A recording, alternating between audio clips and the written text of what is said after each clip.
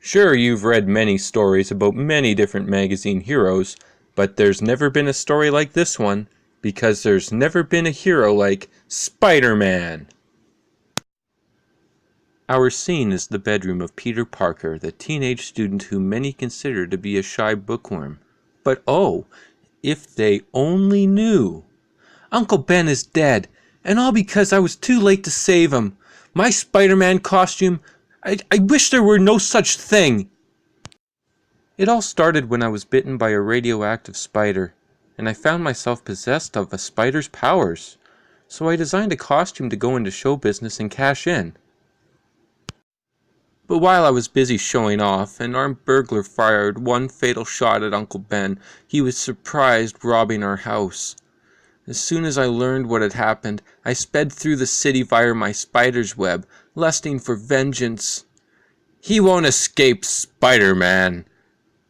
And I soon caught the killer and turned him over to the police.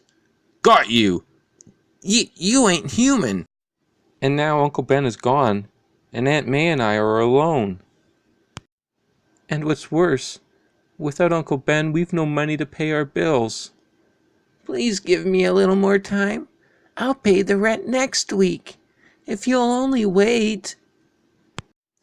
And so, Aunt May, there's only one thing to do.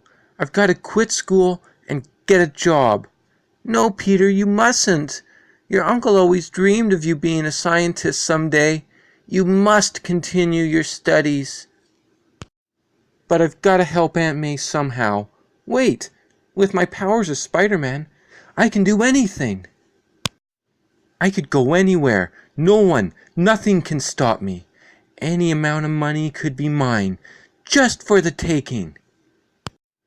But no, what am I thinking of? I'm no criminal. I'm not a thief. Besides, if I were ever arrested and imprisoned, it would break Aunt May's heart. No, there's only one other way. I've got to perform again. I've got to bring my Spider-Man act before the public once more. I'll call a booking agent tonight. A few days later, at school. Hey gang, look! Spider-Man's going to put on a show at the town hall tonight. And the admission is only $1. Let's all go. Count me out, kids. I can't make it. We might have known he'd rather study. Who needs that walking bookworm anyway? It'll be more fun without him. That night, as the audience is amazed by Spider-Man's prowess, none suspect the real reason that Peter Parker couldn't be in the audience. I couldn't very well be doing this act and sitting in the audience also. Finally, after the show, It's time to pay you, Spider-Man, but I can't give you cash. I've got to give you a check, so there's a record for taxes. What name should I write the check out to? Name? I can't tell you my real name. No one must know my identity. Just make the check out to Spider-Man. Okay, you're the boss, but you'll have a mighty tough time cashing it. A tough time cashing it, eh? Well, we'll just see about that. I'd like to cash this check. I'll have to see some identification. What about my costume? Don't be silly. Anyone can wear a costume. Do you have a social security card or driver's license in the name of Spider-Man? No, I don't. But as Spider-Man finds that he cannot cash his desperately needed check, just across town a man at a typewriter is making still more trouble for him. When I'm through with this article, Spider-Man will be run out of town. And the next night, might as well go on back where you came from, Spider-Man. There'll be no show tonight or any night. What? Why? What happened? This happened. Look at the editorial. The paper has everyone so steamed up, they'll probably toss you in jail if you show your face. But why? What have they got against me? What have I done? But not satisfied with merely writing editorials, Jonah Jameson, publisher of the powerful Daily Bugle, delivers lectures all over town. We cannot allow that masked menace to take the law into his own hands. He is a bad influence on our youngsters. Children may try to imitate his fantastic feats. Think what would happen if they make a hero out of this lawless, inhuman monster. We must not permit it. I say Spider-Man must be outlawed. There is no place for such a dangerous creature in our fair city. The youth of this nation must learn to respect real heroes, men such as my son, Jonah Jameson, the test pilot, not selfish freaks such as Spider-Man, a masked menace who refuses to let us know his true identity. I don't get it. How do other superhuman guys like the Fantastic Four and the Ant-Man get away with it? Nobody bothers them, and they always seem to make enough dough. Bah, I don't believe that there is a Spider-Man. It's all a publicity stunt. Well, if I can't make a living as Spider-Man, the only other thing to do is to find a part-time job. I'll take a look through the want ads. But again, Peter Parker meets with frustration. Sorry, Sonny, I ain't looking for a school kid. The job I advertise is for a man. But, extra, Jonah Jameson about to orbit Earth in rocket. Say, that looks like it is. It's Aunt May. I wonder where she's going. Oh no, she's pawning her jewelry. She must be desperate for money, but she doesn't want me to know. She doesn't want to worry me. For me. She's doing it all for me, and there's no way I can repay her, no way I can help her. I can't even find a job. Extra, Jonah Jameson, son of the publisher of the Daily Bugle, about to orbit Earth. Extra. It's all his fault. Because of him, I can't perform in public as the Spider-Man. But I can't give up. I've got to earn some money somehow. I can't let Aunt May down, even if it means the Spider-Man will again stalk the city by night. Next day, having nothing better to do, Peter Parker finds himself among the spectators anxiously awaiting the orbit flight of Jonah Jameson. It sure must take a lot of courage to go up in one of those babies. I'll bet even Spider-Man would think twice before volunteering for this ride, huh? I suppose so. 15 minutes to blast off. All unauthorized personnel clear the field. This is it, John. Make your country proud of you, son. As proud as I, your father, am today. I'll do my best, Dad. I promise. Good luck to you, boy. Minutes later, the capsule, with Jonah Jameson inside, is set in orbit by a perfect launch. But then, disaster strikes. A small section of the forward guidance package breaks loose from the capsule and falls into space. Without the essential guidance unit, the capsule goes into an erratic orbit, completely out of control. Something's wrong! I can't control her! This flashing red light, it can only mean one thing. I've lost the heart of the guidance device. There is no way to direct the capsule now. Meanwhile, miles away. What is it? What went wrong? Capsule's out of control, sir. Component 24-3B has broken loose. Condition red. What's that? Without the missing part, he will continue to go into a lower and lower orbit until he crashes to Earth. Gentlemen, we haven't much time.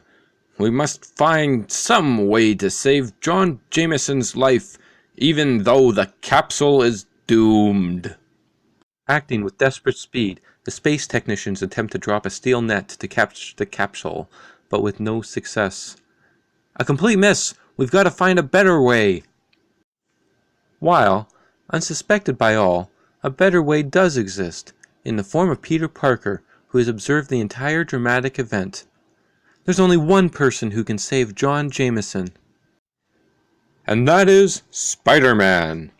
I've got to reach the Missile Control Center the fastest way, the way that only Spider-Man can take. Made it, and now, we have a spare 24-3B guidance unit, but there is no way to get it to Jameson in time. You're wrong. There is a way. Spider-Man! Let me have the missing unit. I'll get it to the capsule somehow. Very well, we have nothing to lose.